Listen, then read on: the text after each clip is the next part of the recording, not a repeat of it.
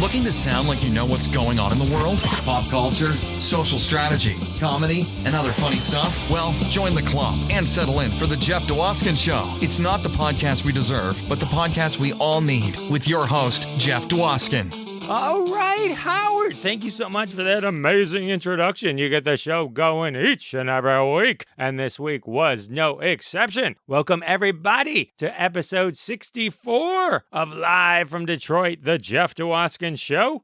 As always, I am your host, Jeff Dwoskin. Great to have you back for another incredible episode. And this one is perfect. That's right, it's gonna be perfect. We've got Carole Baskin with us. That's right, Carole Baskin, CEO of Big Cat Rescue. You may be familiar with Carole from Tiger King or Dancing with the Stars. And she's here to talk to us about all the great things she's doing to help save big cats from extinction and all the great things we can do to chip in and help as well. And that conversation's coming up in just a few minutes. If you're like, Jeff, we love saving animals. We love hearing great tales of how people help animals. Well, you're in luck. You're in luck. We've got 2 other great episodes for you to check out just after this one. Dive into the archives at episode 50 with Bert Ward. Talks all about his Great Dane rescue. Bert has rescued over 15,000 Great Danes in addition to being Robin from Batman. And then also dive way back into the archives, episode 4. Lance Gould was here to talk about World Environment Day and specifically saving the elephants. Elephants, dog, cats. It's just a matter of time before we cover all the animals here at Live from Detroit, the Jeff Dwoskin Show. But in the meantime, sit back and get ready for the conversation with Carole I promised you, and that's coming up in just a few minutes. I do want to take a second to thank everyone who likes, subscribes, and follows Live from Detroit, the Jeff Dwoskin Show on your favorite podcast platform. It means the world to me. It also means the world when you tell your friends, when you tweet,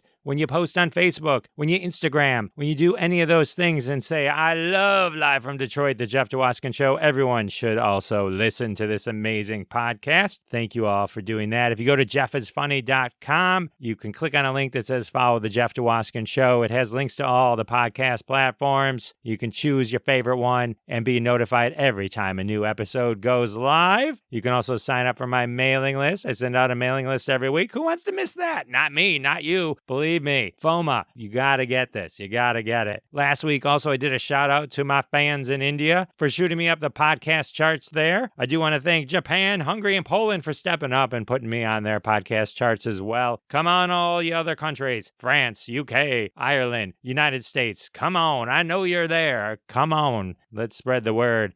Also, don't forget to check out my YouTube channel. Just search The Jeff Dwoskin Show on YouTube. Follow my YouTube channel, and you'll be alerted every time I go live, every Wednesday at 9:30 p.m. Eastern Time with Crossing the Streams. That's me and a bunch of friends. We're talking about shows you should be watching on the streaming channels. Great shows, great movies, things you shouldn't be missing, and sometimes things you should skip. So check that out as well. And now it's time for the social media tip.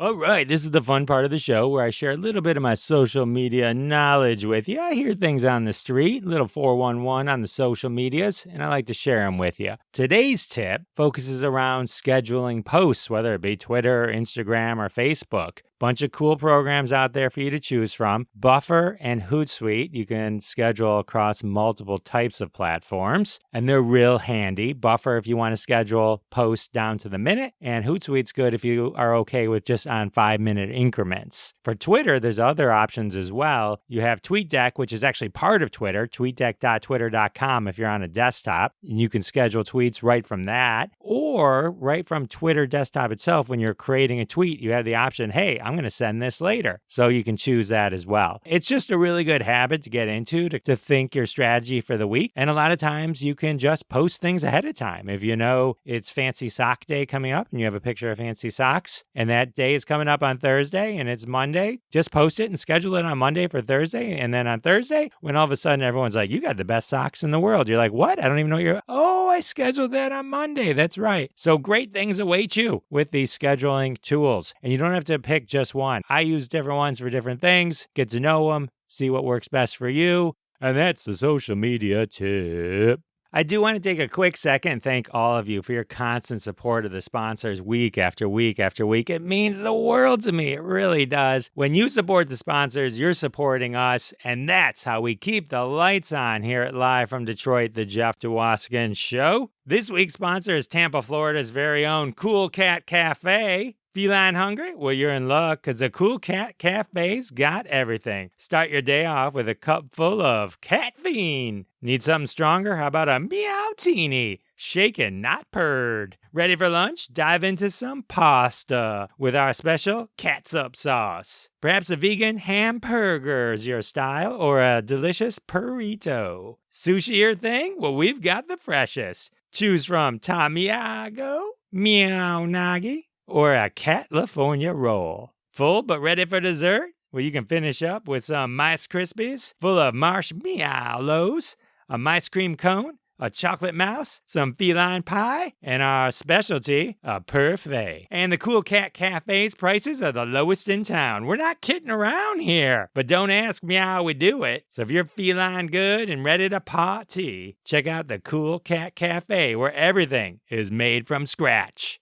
All right, that sounds amazing. I wish I was in Tampa right now. I'd check out the Cool Cat Cafe. If you're in the area, definitely check out our sponsor. Show them some support. Show them some love. In the meantime, I think that's a great segue to my conversation with Carole Baskin. Enjoy. All right, everybody, I'm so excited to introduce you to my next guest. Carole Baskin, American big cat rights activist, CEO of Big Cat Rescue. Hey, all you cool cats and kittens. It's so good to be here with you, Jeff. Oh, it's so great to have you here, Carole. It's so fun. One thing I just wanted to kind of get out of the way, and then I want to hear all the amazing stuff you're doing with the Big Cat, but I'm really interested in like how you got sucked into, I guess, the Tiger King show. It's funny. Normally, like if I'm doing an intro, I would have been like, and I was writing it out. I'm like, well, I can't say you loved her and Tiger. You know what I mean? A normal credit might have been like that. And I'm like, I didn't know how to even frame it. They did you so wrong. What's the origin of like how you even became part of this show? We actually started the sanctuary in 1992, rescuing big cats. And from that day forward, anytime any media group came out or the newspaper wanted to come out or magazines wanted to come out or people that said they were filming shows wanted to come out, we would take them around, show them the cats. We always did it at no cost. And for the people that were really seeming to working on something that was extensive, and you can tell from the kind of questions they ask. And so we would work with them as long as they wanted. We invited them back time and time again. Anytime they wanted to come out, we would open our doors to them. And we've always done that with all of the media outlets. And so we've never been betrayed by a producer before. And we were utterly shocked at what they did with what they told us they were working on, because we've worked with them for 5 years. And during that same 5-year period, we were working with Mike Weber, who just came out with The Conservation Game. And it just aired at the Santa Barbara International Film Festival and won the Social Justice Award there. And it actually talks about how the big cat crisis got started in America. We were also working with another guy by the name of Michael Samstead, again, during that same 5-year period. He was creating a film called Hidden Tiger, where he talks about the extinction of the tiger. And our role in all of those things are to educate the producers about what the problems are, who the bad guys are, who the people that are really trying to save the animals are, and to give them a full understanding of how private breeding of big cats is actually causing their extinction in the wild, because that's not an easy concept for people to wrap their heads around. And so for the 5 years that we were working with Rebecca Chaklin and Eric Good, who created Tiger King, they said that this thing was going to be called Stolen Wildlife. And they showed me a sizzle reel and a pilot that they did. And all of it was along the lines of what they told us they were working on, which was showing that all of these people are breeding these exotic cats, treating them wretchedly, and then they disappear or end up being killed at the end of their usefulness when they reach about 12 to 16 weeks. Where they get dumped into private hands or sent off to the equivalent of puppy mills for tigers. And so that's what we thought the show was going to be about. And when Netflix started doing, you know how they do like teasers of this is coming up? Right. That there was this show called Joe Exotic what was it called? Tiger King, Murder, Mayhem, and Madness. We contacted him. We were like, who's working on that show? Because usually all these people know everybody that's working on all the other shows. And all of a sudden they didn't want to talk to us. We were just as shocked as anyone at the train wreck that show was, because it was nothing like it was being portrayed to us. It was not favorable to you. It was episode 3, which I know you have on your website, you have a whole minute by minute kind of recap. I rewatched it. Yeah, I mean, I think everyone watched it. It was the timing of it to come out during the pandemic when everyone was home. It was like, I mean, it's probably one of the top 3 shows watched during the pandemic, of pandemic viewing. I rewatched episode 3 last night because I knew we were going to talk. And after watching some of your commentary on it and all that kind of stuff, and I, like everyone, was caught up in the show. I got to admit, I was. But rewatching it, hearing your words on your site and knowing we were going to talk, and rewatching it, and like just the things where like they say something bad about you, then they cut to some random shot of you looking kind of stern in a rearview mirror. I realized, oh my God, this whole thing was such a manipulation. This is insane. You don't realize we're all home. We're worried about a pandemic. I'm not really worried about being controlled by Netflix, but maybe we should be after seeing that. I'm glad that you did that, because I really wondered if people, when they went back and watched it, would actually pick up on those things. So it's good to know that it works. I think when you go back and you watch it, you realize, oh my God. I had ever heard an interview with you, or maybe it was your husband, Howard, who were talking about how this was pitched to you as like a Blackfish, which was an amazing 2013 movie about killer whales and SeaWorld. And I could see where if they came to you and said, we're going to do Blackfish for tigers, I could see where like this is something that you'd be like, oh, we're all in because this is your thing, right? Yeah, that's exactly what they said, and exactly what we thought we were working on all that time. And wow. Not. When I rewatched it yesterday, I was like, whoa, this is about as far. This is more like Desperate Housewives. This is like, I don't know what this is. Episode 3, they spend an hour. I imagine to this day, you're still living this down, is just painting you as the villain of the series. And for some reason, Joe Exotic is this weird hero. Because at the end, he's like, I'm coming for you, Carole. I'm coming for you. Like, oh my God. My heart goes out to you. Well, thank you. That's why I'm excited to talk about all the amazing things you do and share that with as many people as I can share with. I'd love to start with the federal bill that you're trying to get passed, because I think that's a good kind of thing to kind of bounce all the other things off of. It's a good pivot because it's one of the end goals, the Big Cat Public Safety Act. Can you tell me a little bit how that evolved, where we're at with it, and what needs to be done to get it passed? The Big Cat Public Safety Act is the primary reason that all of these animal exploiters hate me. And it is the reason that they sit around and try to devise ways to kill me, to shut me up, to silence me, to bully me into stopping this, what has been a very, very productive and very fruitful effort. So back in, when we first started in 92, that was before the internet, we didn't know anything about exotic cats. And so we did a lot of stupid things. The only people we could turn to for information were the breeders and dealers, because when I called our local zoo up and said, how do I feed all these bobcats and lynx I just rescued from a fur farm, they just hung up on me. Once the internet came along, that's when we learned that none of these cats in private hands were ever going to be set free, that they don't serve any kind of conservation value. And in fact, they create a legal smokescreen for illegal activity like poaching. And that's why it's causing the extinction of the tiger in the wild, to have all of these unregulated people running around with big cats. I first started out trying to educate the breeders and dealers who were my husband's friends and people that he hung out with. And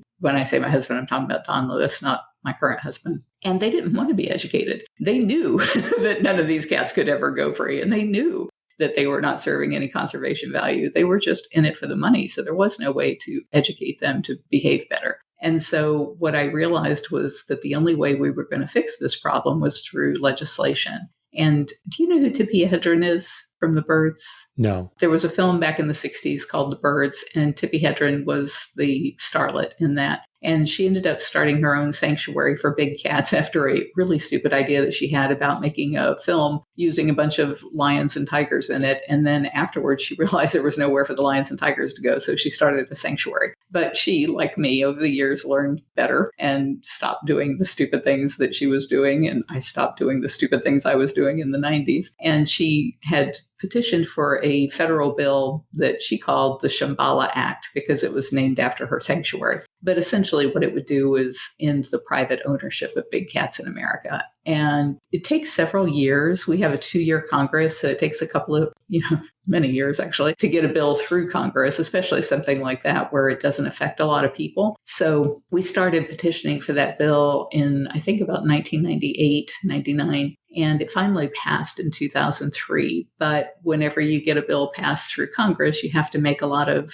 concessions in order to make that happen. And so some of the things that we had to give up on private ownership. We had to give up on the cub petting. And so the Captive Wildlife Safety Act passed in 2003, and we were having to turn away at the end of that year 312 big cats, in addition to the ones that we were actually able to save. And there was nowhere for those cats to go. And every other year, that number was doubling. And so when that law passed in 2003, it actually passed unanimously in a Republican-controlled House, Senate, and it was Republican president, which was astonishing. You would expect that in a Democratic environment, but not in a Republican one because of the states' rights issues. But at any rate, it passed. And immediately, instead of having to turn away 500 or 600 cats the next year, it dropped for the first time ever. And it dropped to like 160. So that was the wake-up sign to me that that's what we had to do. We had to legislate our way out of it. There was no way we could educate our way out of it. We have been trying since 2003 to close that loophole that allows private ownership and that allows the cub petting. And it's the cub petting that drives all of the breeding, exploitation, and then discarding of the cats either into pet homes or killing them for their parts. So the end of last year, we got for the first time ever, we actually got it before the House for a vote, and it won with a 2/3 majority. And so the only thing we had to do, and this was like December the 13th, I think, was get it before the Senate, before the end of the year, and the Senate didn't call it up. So we had to start all over again in January. But we're up to, I think, 198 co-sponsors in the House now, and 24, I believe, in the Senate. And we're really, really hopeful. We're like all fingers crossed that in the next week or so, we'll get another hearing in the House. And then when they come back from recess in September, we hope to have the Senate take it up. So we're really thinking this year is going to be the year. We thought it was going to be last year, but we had COVID and Tiger King and the election and then the insurrection. And it was like, it just couldn't happen. But this year it's going to happen. Let me ask you a question, Carole. So it stops the petting. Does it stop just new ownership, or would people have to give up their cats if they already have a cat? No, any law that I've ever worked on has a grandfathering clause. So you can keep the animals you have. You just can't buy or breed more. Now, the one thing that people always object to when these laws pass is you have to register them so that at least the government knows where they are. Because right now they have no idea how many tigers are in America or how many lions or leopards or any of those other cats. And so they would require that you tell the government, I've got 6 tigers, 4 lions, 3 cheetah, whatever it is, so that they know whether or not you're buying or breeding more. But aside from that, it wouldn't change for them at all. And I saw on your website, which, by the way, everyone, is bigcatrescue.org. I watched a video and it said because America doesn't have any grasp of where our tigers are or numbers are, that we can't really lead in the world because no one will take us seriously. You did a lot of research. Carole, I don't mess around. I'm talking to Carole Baskin. Yeah, and it is not very often that I talk to somebody that has done that kind of research. So yeah, that's the biggest problem because China has taken the position that because the tiger is so close to extinction, there's less than 4,000 of them, or right around 4,000 of them known to be left in the wild. China has taken the position that they should be allowed to farm tigers just like we farm cattle. And the way that they do that in China, because of their beliefs about euthanasia, is they don't believe in euthanizing animals. So they believe it's okay for an animal to die of natural causes. So what they do is they breed the cubs. People come and pay to pet the cubs, to play with the cubs, to see the cute little cubs. And then they put them into these little concrete jail cells where they starve the cats to death. And that way it's natural for them in their belief system. And all they want are the teeth and the bones and the penis and the skins. And so they don't care about whether or not the cat's got flesh on them. And I think that if people understood that, they would absolutely be appalled. And even though it's illegal to sell tiger parts in China, they are trying to legalize it. And if they legalize it, it will be the extinction of the tiger in the wild, because it normalizes the idea of being able to buy those products. And anybody who can afford to buy tiger teeth or tiger penis, they want the most virile version of that. They want the wild product, the premium product. They don't want some inbred, cage-raised tiger. And so that puts even more pressure on the cats in the wild. And China's banking on that. When I say China, it's not just China, it's Thailand and Laos and all of these places. They are banking on the extinction of the tiger because they have literally thousands of these tigers in these farms across their different countries. And then they can control the value of those products. So when the US goes to CITES, and I sent my daughter and her then husband was our vet, I sent them to CITES and they did a big event there to raise awareness about tiger bone wine, which is the primary product that tigers are used for. They take the bones and then they seep them in rice wine, and then those bottles of wine are then usually given as bribes to officials. So it's the whole system is just so corrupt. And so we went there to try and educate all of these other countries as to why we needed to really crack down on these countries that were mass producing tigers for this industry. And they just laughed at us and said, you don't even know where your tigers are. At least ours are in these sanctioned farms. So until we clean up our mess in America, we have no ability to influence the international stage or to end the tiger farming practices that are causing the extinction of these big cats. And I was just reading this morning about how that they're using lion bones for tiger products and jaguar bones. So every country is losing all of their beautiful, majestic wild animals for this trade in their parts, because you can't tell when it's seeped in rice wine what kind of animal that was. I was going to ask you about the tiger bone, but I got to admit, the only thing going through my head right now is I got to ask, what would someone buy a tiger penis for? Virility. On our website, bigcatrescue.org, under tigers, there's actually a chart that shows like every part of the product, every part of the tiger is a prized product. Eyeballs, the whiskers, everything. But obviously the penis is something that is used as a substitute for Viagra, even though none of these things have any kind of proven value. And the traditional Chinese medicine, I want to say industry, but that's not the right word, but they have spoken out against the use of tigers. And yet it's not a medicinal thing or even a cultural thing. It's a luxury product that is used to trade to show that you have that kind of power, that you have the power over the tiger. Wow. Okay, great. Hey, for those running to Amazon right now, don't. I just bought all the tiger penis. It's there. So no, I'm just kidding. Carole, this is incredible. Okay, so let me ask you a question. What is the demographic of someone who would own one of these giant cats? And let me preface by saying I watched a video on your website of seemed like an older guy getting dragged hard by a lion. Like they mauled by the lion. And there's a warning. Video said, warning, man's getting mauled. I watched it anyway. And and here's another thing that's in the back of my head and why I'm asking this question. I was out west. I'm biking. They're telling you all about bears when you're out biking, right? You know, hold the bike up, do all this kind of stuff. We're biking. On the path, I see a print of a cat, probably a lion paw in the ground. And I said to the guy, oh, you talked all about bears. You didn't mention lions. What happens if you see a lion? He says, oh, Jeff, if you see a lion, it's too late. And that's true. Carole, when I tell you that's haunted me, and that was 11 years ago, that's haunted me ever hearing that ever. And you would never see them coming because they could leap like 20 feet through the air. You just get knocked to the ground, and that's the last thing you ever saw. Exactly. So who is buying and housing these? Even like you read stories like, yeah, they cuddle and it's probably not good. I'm sure like when you see the video of, well, I shouldn't speak for you, but like if you see the video, that guy going into the wild and the lion gives him a hug, it's like, it's got to like set the wrong tone. Like there's got to be the exception to the rule.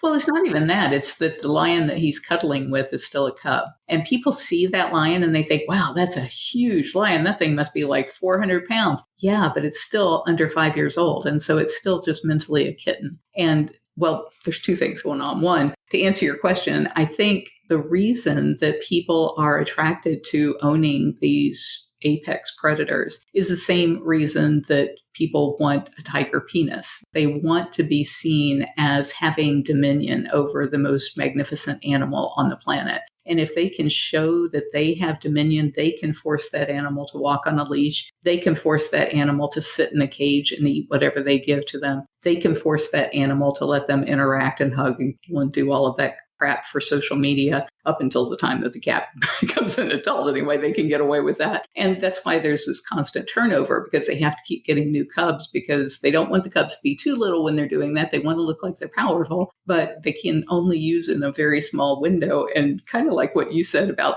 there not being a warning, it's like, that doesn't come with a warning either. You don't know if your cat is going to be sexually mature at 3, at 4, 5. And I think that's what happened to Roy Horn of Siegfried and Roy. That cat had just turned, I think, 7. And that was kind of late in life for the cat to finally become who he was. But I think Roy had gotten too accustomed to this cat putting up with him.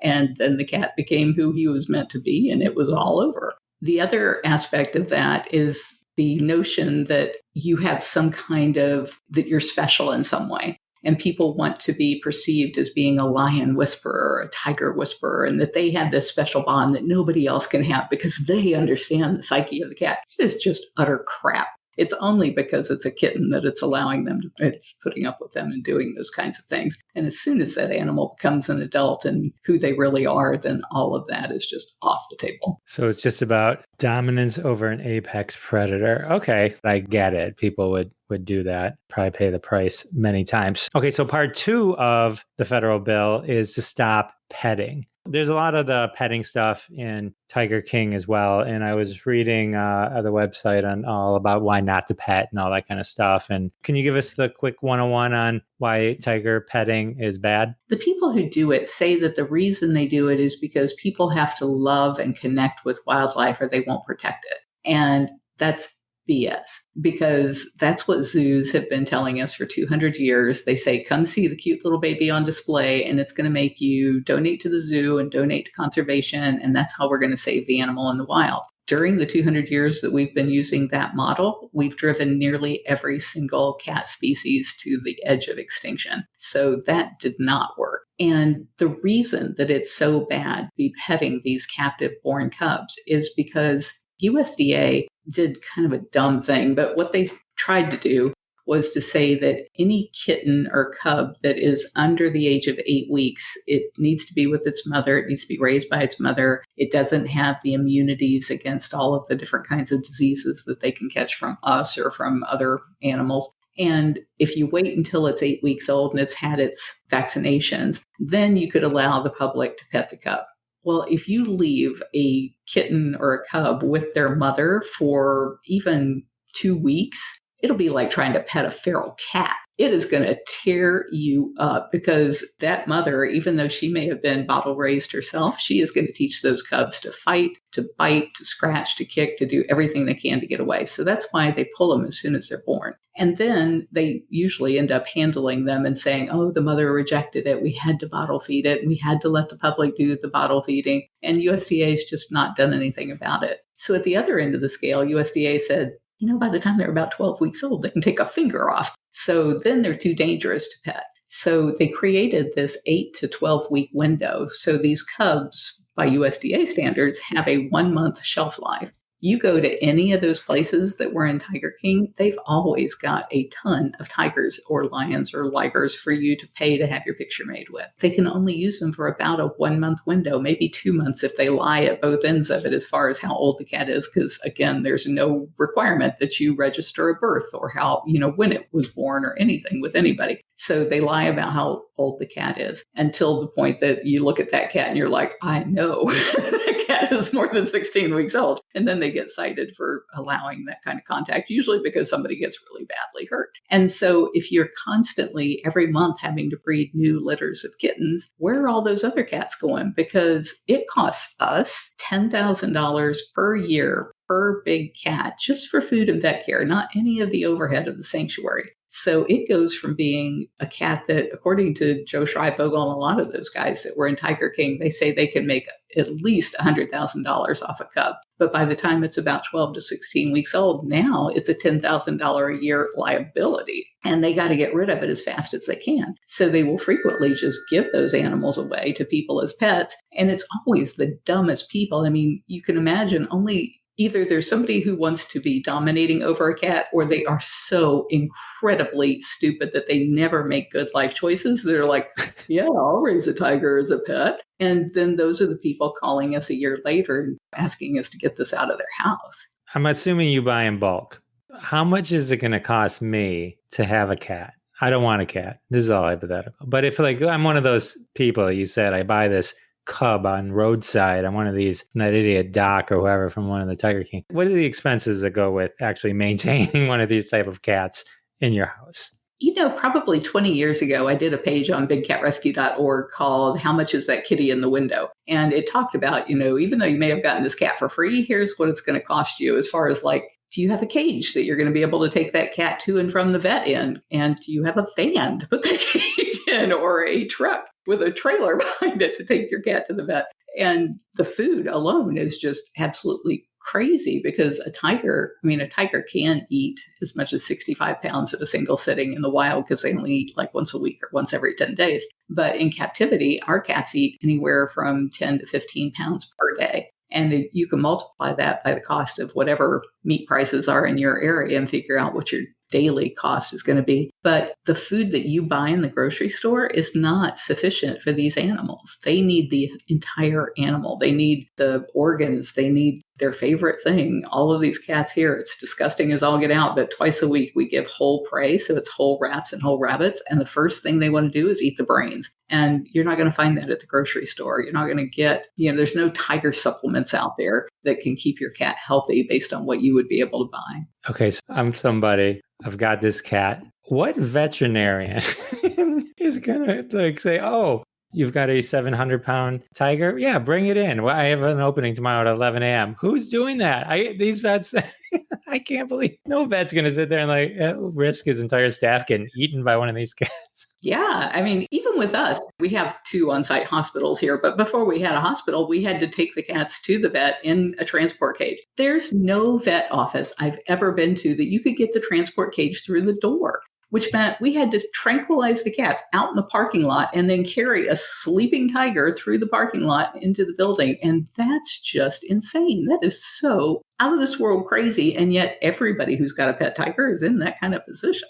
Oof, I can't wrap my head around it. It's just, I get upset when my cat or dog shred the bottom of my blinds. I can't even imagine what a 500-pound tiger is doing. It's just wow. So when people come to you, Carole, and they want to give you their cats because they realize they've made a horrible choice, in what scenario will you take it, and what scenario won't you take these cats? The only way that we will take cats from people is that they have to contract with us to never own another exotic cat. And we have them sign a written contract. If they have any kind of license, we have them bring that license and either write void on it. And we contact the state saying that, they're never going to be issued another permit or license to own these animals. And we actually put in there a caveat saying, if I so much as see a picture of you on the internet touching a cat after today's date, you owe me the full lifespan of this cat, what it would cost me. And so for a tiger, we calculate $10,000 per year.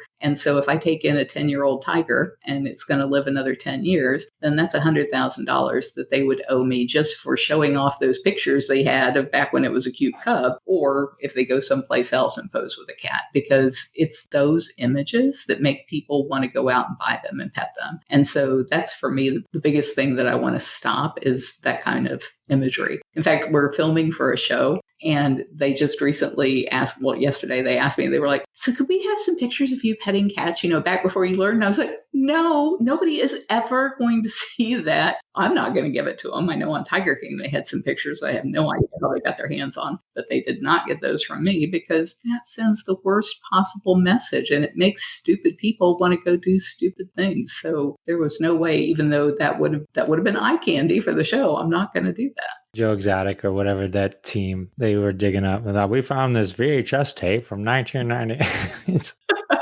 Somebody was going through your garbage. Have you ever had to make good on that? Meaning, like, have you ever found someone who signed your contract and had to go after them or anything like that? Or has everyone been pretty good about it? I've never caught anybody doing that. And as you can imagine, we have on our Facebook page alone, we have something like 3.6 million people that follow us. And on YouTube, I think we've got like 1.3 million subscribers. So people know when they see an image of somebody out there petting a cat to send it to me just because they know it's going to make me mad as all get out. And not once have I caught it being any of the people that I've actually had contract with me. That is good. And probably by the time they get to the point where they're giving up that animal, they're probably relieved enough that they can give it a home and probably never want to make that mistake again. And there are exceptions to that, I should say, like when the state goes in and they seize a bunch of animals. I'm not going to be able to contract with the owner to not do that again. So I'm betting on the fact that the state has put an end to that.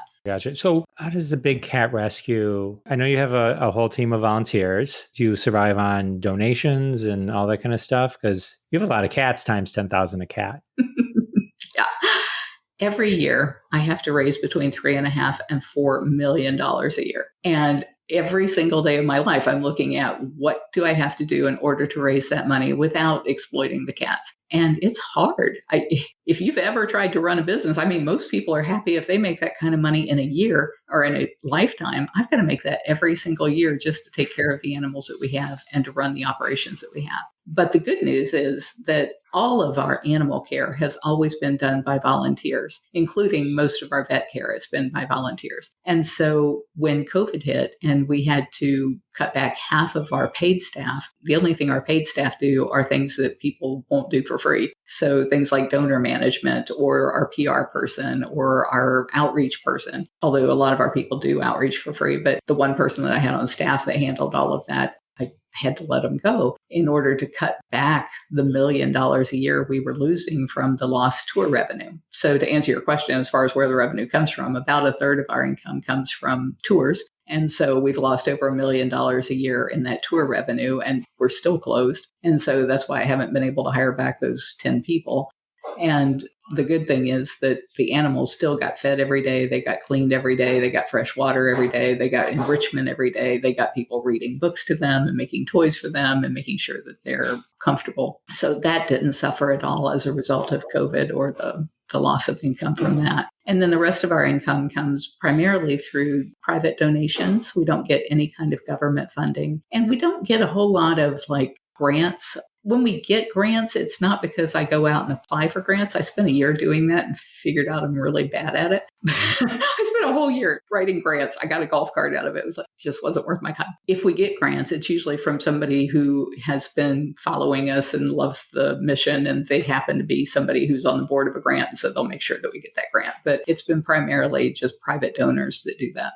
Cool. And on your behalf, bigcatrescue.org/donate if anyone wants to. Thank you. My pleasure. Here's my question about people buying exotic pets now. If it's not illegal, where do people, I don't want to make this sound like it's an advertisement where you can, but is it from these just backdoor places that like, just find people that just sell stuff? You put the word out, I'm like, all right, Jeff's looking for a big cat. Well, there's a number of ways. There used to be a publication called the Animal Finder's Guide, and it came out once a month and it had a listing. I mean, you could look for any kind of animal you want and find it there. And it was probably a year or so ago that they finally went out of business. And my husband and I were like, yes, that was a champagne and brie night. that was finally over. Because you should not be able to go shop in a magazine for a tiger or an emu or whatever they have in there. Auctions had been a big source of these animals. And I was talking earlier about some of the other producers that we worked with. Mike Weber from the Conservation Game, his whole thing started because he was at an exotic animal auction and they were following the reptile trade. And they found that these guys like Jack Hanna and the Irwins and Dave Salmoni and all of these guys that go on late night TV, they're dealing with these private breeders. And so they were seeing some of these people at the auctions buying and selling animals. And then they were like, wait a minute. They said when they were on TV that was from the zoo, the Columbus Zoo mostly, and that it was going back to the Columbus Zoo or it was going to go to some fabulous sanctuary. So did it. And so the whole premise of that film was to try and track down those animals that all of us saw on TV. And all of us were lied to about where they came from and where they went, and exposed that in that film. So it's not available for the public yet, but when it comes out, oh my gosh, it's premiering in a few places. We just did a DC premiere and we're going to do another one in LA next month, just for a very limited showings. But once it gets wide distribution, it's going to blow the lid off of what people have thought all these years versus what the truth was behind it. Yeah, I read that part of the reason your federal bill was stalled was because of Jack Hanna. I was mortified. We've all seen him on TV, but then he retired, and then now the Columbus Zoo is all in on Carole Baskin and the federal bill. That hopefully will help now that that's out of the way. But that is upsetting to hear that we were duped by Mr. Hanna. I think it's okay that we mentioned how to buy it because you're going to pass that bill real soon and then they won't be able to buy them anyway. So just more motivation to get it passed. Hurry before the episode airs. The biggest place that people are buying them now is from these cup petters because they've just got to get rid of them as fast as they can as soon as they are 12 to 16 weeks. And so, like I said before, a lot of times they'll just give them away in order to not have to take care of them. So these roadside zoos, when I think of zoo, I think of my Detroit Zoo. Those are probably more like roadside cages with animals that you can see. But like you're a sanctuary though. What's the difference between a sanctuary that you do, just so everyone understands, and a zoo? I'm glad you asked. I just got through putting together a PowerPoint presentation on that for a event that I'm doing on Friday. But I think that was one of the worst outcomes of Tiger King, is that people came away from that believing that zoos and sanctuaries were the same. And we are at polar opposite extremes philosophically. Zoos are in the business of buying, breeding, selling, some of them, like maybe 6 of them out there that allow public contact.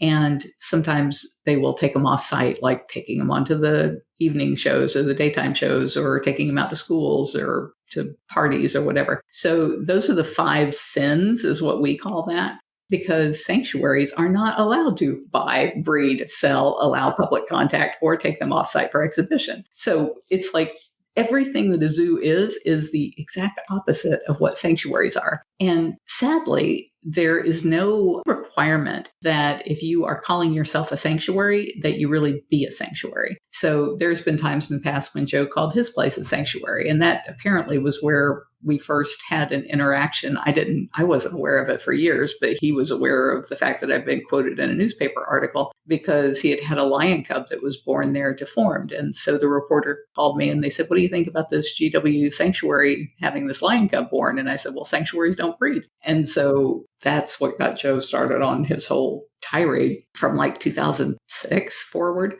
I didn't know who he was until 2010. The only thing that we have in common is that we have cats in cages. And that seemed to be where Tiger King tried to put the emphasis is, she has cats in cages and he has cats in cages and there's no difference. And it's like,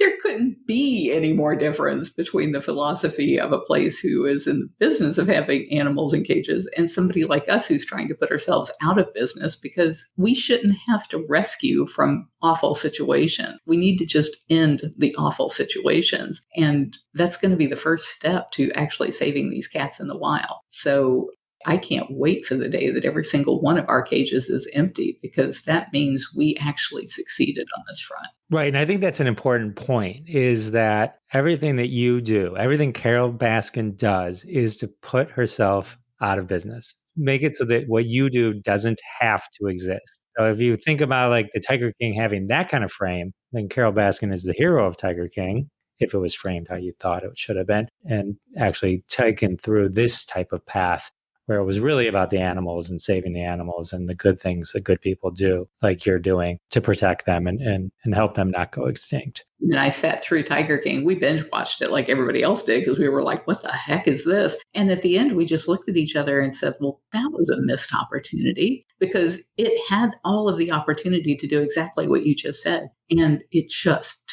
totally missed the mark. And people don't understand any better now than they did before Tiger King that all of this captive breeding is the problem, not the answer. Right. Like we said earlier, it could have been the blackfish. Instead, it went with just trash TV. And unfortunately, I think, like we said, like with the pandemic, it caught fire because of that. So let me ask you this question. How did you deal with all this? I mean, here you have like an episode that kind of frames you killed your husband and you're horrible and you're a hypocrite and, everything Joe Exotic tried to paint you with. And then even after that, the TikTok jingles and the memes. And how did you mentally get through that? I mean, that can destroy people, like even just 100th of what probably you had to go through. Like how, I mean, I know you speak about big cats and conservation and sanctuaries and zoos. This would be a whole thread that you could, I'm sure, talk to lots of people about, is how to handle this type of onslaught on social media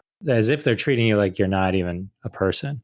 I think that had been Joe's MO from the beginning, was to try and dehumanize me. And so he would go on his YouTube channel every night and post all kinds of images with my head on the bodies of all different kinds of either people or things. And just anything that he could do to make it seem like I was subhuman and that I was, by all of the allegations that he made about me and about the disappearance of my husband, that I felt like he was trying to justify his hatred toward me and to try and instill that kind of hatred in others, because he was constantly pressuring his viewing audience, which I understood later was to be about under 80 people through that whole time, which I didn't know how many people were watching him. But he seemed to be trying so hard to get them to, and he said, to rape me, to break my legs, to silence me, to kill my family, to kill the animals. And I think once he realized that nobody was going to do that on his behalf is when he started trying to hire people to do it. And so people had been calling me from 2015 forward saying that he had tried to pay them to come and kill me and that they felt like I needed to know. And I turned that over to the FBI and they just never did anything about it until the last one that you guys heard about in Tiger King. But as far as how I dealt with all of that hatefulness, it really came as such a total shock. At first, I didn't know what to think because my husband and I are sitting there on the couch. We just finished watching this thing. We've said, well, that was a missed opportunity. And then my phone started ringing, and it rang like every 2 minutes for the next 3 months straight, with people just screaming obscenities at me and saying how they wanted to kill me and they wanted to kill the animals. I'm like, why do you want to kill the animals? And they said, because they don't belong in cages. And I'm like, did you not get that about me? Did you watch that whole thing and you don't understand that the reason these people hate me is because I don't believe these animals belong in cages? And apparently they didn't get it because that was their reality. And I mean, people from all around the world were calling day and night. It was a lot harder on my family than it was on me, because from my perspective, I know who I am. I know what the truth is. I know what the mission has always been. I know what the relationship was with Don. And people saying those hateful things to me can't make all of their beliefs my reality. But for the people who love me, I think it was so hard for them because they felt like they had to protect me. And if you think about, if some show came out tomorrow and you were that painted villain and you're like, no, I'm not. It wouldn't affect you, but everybody around you would be like wanting to protect you and have your back and speak up for you. And it just puts so much pressure on them. So I think maybe the best way that somebody could understand that is, what if it happened to somebody you loved? If it were your mother or your daughter or your spouse, your beloved, if somebody were saying or doing those things and talking that way about them, how would that affect you? And I think you may have a better understanding of what my family went through. It's hard to even imagine. What I've come to learn from talking to a lot of different people is, whether it be a documentary, a reality show, even America's Got Talent, any of those, somebody's the hero, somebody's the villain. It's just the way that producers and people who make TV try to manipulate us. You can't have a hero without a villain. And there always has to be all the parts being played. And so I can only imagine thinking what you thought the show was going to be and sitting there with your husband, Howard, and watching this, and it didn't break you. That's what's important, I think. And you're too strong for that. And you're still fighting the good fights, and you're protecting the animals and focused on the important thing. And the other guy that we won't talk about is in jail for a long time. So I wanted to ask you about Dancing with the Stars. What made you do the show? As you can imagine, after Tiger King, my phone was also exploding with people in the media wanting to talk about Tiger King. And that still is true today. I was so shocked by what had happened, and I felt so betrayed by the producers that I just told everybody no. And I put them in a list because I'm organized like that. So I put them in a spreadsheet. And my daughter saw the spreadsheet and she said, well, you've got to do Jimmy Fallon and you've got to do Dancing with the Stars because I love that show. I don't watch regular TV, so I'd never heard of dancing. Well, I'd heard of it, but I didn't know what the concept was. And so I thought, well, that could be cool because maybe they could pair me up with a celebrity. And if I had a celebrity to go with me to DC, maybe we could get more of these members of Congress on our bill, because whenever you have a bill before Congress, stupidly, the first question they want to know is what celebrities are behind this. And it's like, what do celebrities know about conservation? Why would you even ask me that? But the reason is they want those photo ops and they want those selfies and they want to be able to show their constituents that they have celebrity power. And so that's why I thought, well, that'd be a great thing to do if I could go to the show and find a celebrity. And then I found out that I was supposed to be the celebrity and was like, well, that sucks.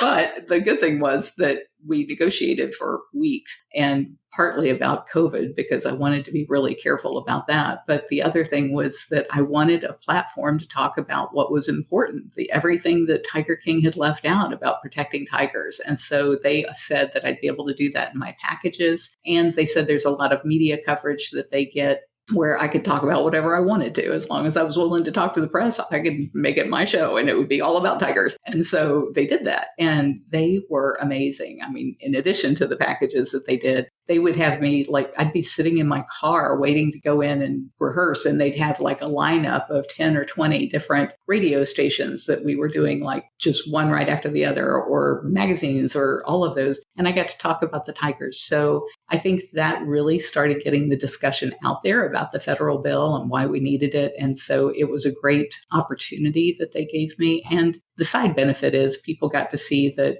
who I am. As I watched Tiger King, 7 times in order to do that page at bigcatrescue.org/Netflix that you mentioned that goes minute by minute. I hadn't seen all of that stuff in about a year. So I just went back and watched it. And what I found was amazing is people seemed to think that I was so lacking in a personality. And I looked at Tiger King and it was like, yeah, when they filmed that, I was like catatonic because I'd been in front of this freaking camera for 16 hours and I was starving and I needed something to drink. And I was just like nearly comatose and looked at, and it's like, well, no wonder people would think that about me because that's what they saw. And so it gave me the opportunity to show that I'm pretty much game for anything at least once. And I think that helped a bit. You danced to What's New Pussycat. No, first it was Eye of the Tiger, then What's New Pussycat, then Circle of Life, and then you got eliminated after that third one. Did they eliminate you for the dancing or did they run out of cat songs? Oh, no, we had a whole bunch of cat songs. It was because I couldn't dance. One of the reasons, Carole, I refuse to become famous is I don't want to end up on Dancing with the Stars. I can't. I can't. Like, some people are like, oh, I would never want to talk in front of people. I was like, being on Dancing with the Stars to me would be like the worst thing ever. And it looks hard. It's so hard. Oh my gosh. I mean, I practiced and practiced, and they gave me an apartment that had hardwood floors. And so I moved all of the furniture into one bedroom. And then I would film my dance partner, Pasha Pashkov, every night with the steps that I needed for the next day. And he would do my steps so that I could play it on the TV. And then I would practice in the apartment. By the time I was scratched, my feet were actually dripping blood and pus from just so much work in those shoes to try and make that happen. And I still couldn't make it happen. So those people are true athletes. It's amazing. So is there like one last thought you can leave us with, just in terms of anything we can do to help you with the whole Big Cat initiative, the federal bill, anything like that? Anybody who's in the US, we make it really easy for you to contact your member of Congress. And we have a website at bigcatact.com. You type in your name and address, it looks up who your member of Congress is. It pre-fills out an email so you don't even have to understand what you're saying. You can just read it. It says, please ask your boss to co-sponsor the Big Cat Public Safety Act, which bans cub petting and phases out private ownership. And it will send a tweet, an email, or if you are really brave, you can make a call and it gives you a little script to say there. And if you call at night or on the weekends, there's nobody there. You're talking to an answering machine. So that's the most important thing anybody can do, because we're really trying to get that before the House in the next few weeks here in July. And that could actually make it happen, and it could end this abuse for these big cats. And if you're not in the US, whenever you see people posing with cubs or petting adult cats and showing off with them, call them out on it. They're just showing off. It's all about ego. It's not at all the words that are coming out of their mouth. Look at what they're doing, and then you really know what they're about. I will put all those links in the show notes so people have access to those. Is there a place, do you hang out on social media? Is there a place that people can follow you other than bigcatrescue.org? We are on all the social channels as Big Cat Rescue. So it's at Big Cat Rescue or Big Cat Rescue anywhere that you want to go. And I don't think we mentioned earlier, but we have about 100 to 120 volunteers here at the sanctuary. We have over 200 that work with us online. So they are there. They're trained to answer your questions, to be nice to you, to invite you in, and really get to know you if you're an animal lover. And so please reach out to us on any of those social channels, and you will be surrounded by people who love big cats. Awesome. And for everyone listening, definitely check out bigcatrescue.org. Carole Baskin also has a YouTube channel for all the questions you're wondering why I didn't ask during this. Carole goes into hours of detail in very short segmented YouTube videos that are enjoyable to watch, answers everything you need to know about Tiger King from her side that was completely eliminated from the show that we all watched. So I definitely encourage everyone to check that out. Carole, I can't thank you enough for hanging out with me. This was so much fun. Can you call me a cool cat one more time? Jeff Dwoskin, you are one cool cat. Thank you. All right. How amazing was Carole Baskin, everybody? It was such a joy to talk with Carole. I do encourage everyone who wants to help out, get that bill passed, to go on to bigcatrescue.org, get the information that we talked about in the interview. You can check out that, the donation page, the pages on why cub petting is bad, and Carole's very extensive discussion on Tiger King. It's all there, bigcatrescue.org. I'll put all the links in the show notes as well, so you have easy access to those, and we can all do our part to help save the big cats. All right, well, can you believe it? We're nearing the end of another episode. Episode 64 has come and almost gone. But you know what that means? That means it's time for another hashtag from the family of hashtags at hashtag Roundup. Follow hashtag Roundup on Twitter at hashtag Roundup, and download the free hashtag Roundup app at the Apple Store or Google Store. Tweet along with hashtag Roundup and the family of games at hashtag Roundup, and one day one of your tweets may show up on a future episode of Live from Detroit, The Jeff Dwoskin Show. How exciting would that be to tell all your friends and family that your tweets were famous? This week's hashtag is a fun one. Hashtag If Cats Controlled the Government from Crash Tags, a weekly game on hashtag Roundup. A fun game that asks its participants, what would government be like if cats were in control? And here's some funny ones for you to enjoy. As always, all these are retweeted at Jeff Dwoskin Show on Twitter, and they'll be listed in the show notes. Retweet them, show them some love. All right, ladies and gentlemen, get ready for hashtag If Cats Controlled the Government. The catnip would have been legalized a long time ago. The State of the Union address wouldn't be so catastrophic. Their working hours would be between 2 and 6 a.m. so they can get a full 20 hours of sleep. These are some great hashtag If Cats Controlled the Government tweets. And here's Samoa. Fish would be currency. Soft Kitty would be our national anthem. Soft kitty, warm kitty, little ball of fur. Imagine what a great world that would be. Garfield would run the Department of Lasagna Culture. If cats controlled the government, we'd be in much safer paws. Yarn would play a greater role in world art. There'd be a lot of dog blaming. Equal representation regardless of age, fur, color, or neutering status. The corners of all federal buildings would be designated grooming stations. Cardboard boxes for everyone. If cats controlled the government, Jewish space lasers would be public enemy number one. And finally, hashtag if cats controlled the government, fish taco trucks on every corner. Oh! All right, those were some amazing hashtag if cats controlled the government tweets. The end of the tweets means the end of the episode. Here we are, ladies and gentlemen, the end of episode 64. I want to thank my special guest, Carole Baskin. I want to thank CK and Dan and Google for helping me with some of the cat puns from earlier. I want to thank all of you for stopping by week after week after week. It means the world to me, and I'll see you next week. Thanks so much for listening to this episode of The Jeff Dwoskin Show with your host, Jeff Dwoskin. Now go repeat everything you heard and sound like a genius. Catch us online at thejeffdwoskinshow.com or follow us on Twitter at Jeff Dwoskin Show, and we'll see you next time.